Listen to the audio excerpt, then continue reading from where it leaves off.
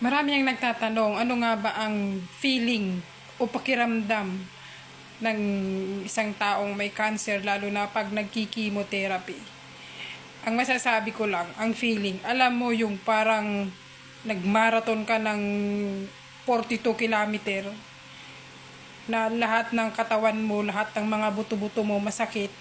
Tapos, dagdag pa na nasusuka ka, nahihilo ka, yung feeling kang groggy, ganun ang nararamdaman ng nagkikimo.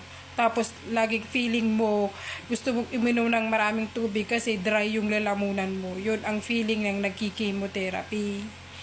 Kaya, sa lahat dyan ng mga kagaya ko, na nabubuhay ng may cancer, ay stay happy lang po sa ating lahat. Kasi, magagaling din tayo.